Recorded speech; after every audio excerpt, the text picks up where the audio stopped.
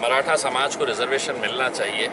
एक छोटे से गांव का एक मामूली सा आदमी, उसकी जो लगन थी, उसकी जो मेहनत थी, इतने सालों से जो लगातार मेहनत कर रहा था।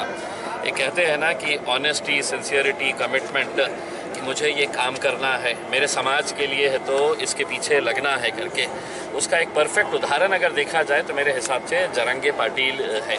आज लाखों की संख्या के अंदर वो इतनी बड़ी फौज लेकर है तो मुंबई की तरफ बढ़ रहा है।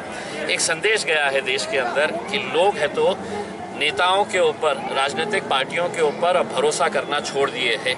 एक आम आदमी को कैसा एक ही रात के अंदर कैसा हीरो बना सकते हैं, वो इसलिए बना सकते हैं कि उसकी ईमानदारी और उसका जो कमिटमेंट था कि मेरे समाज को ये रिजर्वेशन मिलना चाहिए करके। वरना आज मैं पूरे दावे के साथ कह सकता हूं कि नरेंद्र मोदी समेत पूरे भारतीय जनता पार्टी के पूरे देश के नेता भी अगर आ गए तो इतनी बड़ी भीड़ वो अकेले इकट्ठा नहीं कर सकते हैं जितना एक छोटे से गांव का एक आम आदमी ने इकट्ठा किया है। इसका नतीजा क्या होगा ये मुझे पता नहीं है, लेकिन जरंगे पाटिल ने ये दिखा दिया है कि अगर तुम ईमानदारी से किसी एक ध्येय के पीछे, एक लक्ष्य के पीछे अगर पढ़ते हैं तो पूरा समाज तुम्हारे साथ ताकत के साथ खड़े रह सकता है करके। उसमें मुझे जहाँ तक मालूम है कि सरकार कहीं पर भी ऐसा कोई संदेश नहीं दे रही है कि मराठाओं को वो रिजर्वेशन देंगे, वरना आज भी यही बात कर रहे हैं कि हमें जाकर चर्चा करना है। क्या चर्चा करना है आपको? इतने साल उन्होंने दिए हैं, इतने साल के बावजूद भी अगर आप कोई फैसला नहीं ले रहे हैं, आपको देना है तो बोलिए दे रहे हैं, नहीं देना है तो बोलिए नहीं दे रहे हैं, लेकिन उन्हें मालूम है कि महीना डेढ़ महीने के अंदर आचार संहिता लगने वाली है, तो फिर चर्चा करेंगे, फिर टाइम मांगेंगे और फिर ये कहेंगे कि देखिए अब तो आचार संहिता है, हम कोई फैसला नहीं ले सकते है करके। उसमें ये उसकी जो भी लड़ाई है, हम उन्हें मुबारकबाद देते हैं कि उन्होंने पूरी ताकत के साथ खड़े रहे।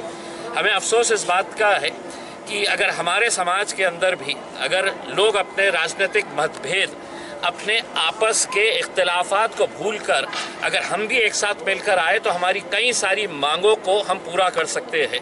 कितने अफसोस के साथ कहना पड़ता है कि दिन दहाड़े आपको चुन चुन कर मारने की धमकियां दी जाती है और मुंबई के बड़े बड़े नेता खामोश बैठ जाते हैं। तो मेरा ये कहना है कि क्या सिर्फ इलेक्शन के हद तक है तो आप अपनी कौम के बारे में सोचेंगे, इलेक्शन के बाद आप उन्हें भूल जाएंगे, उन्हें मारने के लिए छोड़ देंगे?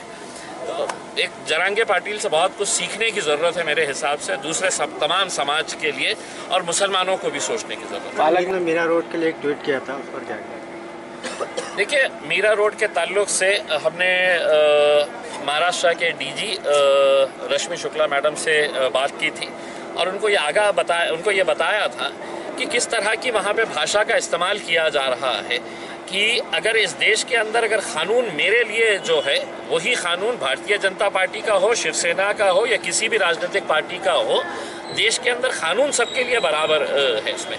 लेकिन अगर कोई ये कह रहा है कि मुझे 5 मिनट दे दो, कोई ये कह रहा है कि हम चुन चुन कर बदला लेंगे करके, अगर कोई हम ये देख रहे हैं वीडियो के अंदर की जो तोड़फोड़ की जा रही है वहाँ पर पुलिस मौजूद है उसमें, तो आप क्या संदेश देना चाह रहे हैं कि इस मुल्क के अंदर अलग अलग कानून है? क्या आप एक समुदाय को सिर्फ निशाना बनाना चाह रहे हैं? तो ये इसकी निंदा करते हैं और हमने डीजी मैडम को ये साफ कहा है कि आप इंसाफ करिए, आप पूरा वीडियोस देखिएगा। हम किसी के भी ये नहीं कह रहे हैं कि इनको आप प्रोटेक्ट करिएगा, जो भी दोषी है उनके ऊपर कार्रवाई होना चाहिए, लेकिन पुलिस वहाँ पर अगर अपनी आंखों के सामने देख रही है कि वहाँ पर किस तरह से ये लौंडे वहाँ पर तोड़फोड़ कर रहे हैं उसमें, तो कानून कहाँ गया है उसमें? क्या यहाँ पे गुंडा राज चल रहा है? क्या यहाँ पर सिर्फ दहशत का और डंडे का राज चल रहा है? क्या यहाँ पर डेमोक्रेसी नहीं रही है? क्या यहाँ पर कोई कानून का डर नहीं रहा है, कोई कानून का खौफ नहीं रहा है? क्या वो गुंडों के साथ ये पुलिस वाले भी गुंडागिरी कर रहे हैं? तो ये कहीं ना कहीं ख़त्म होना चाहिए। इस बारे में हमने उनको डीजी मैडम को साफ कहा है। हाँ, जरंगे पाटिल को पाटिल हमने हमेशा से ये कहा है कि देखिए, जो समाज के अंदर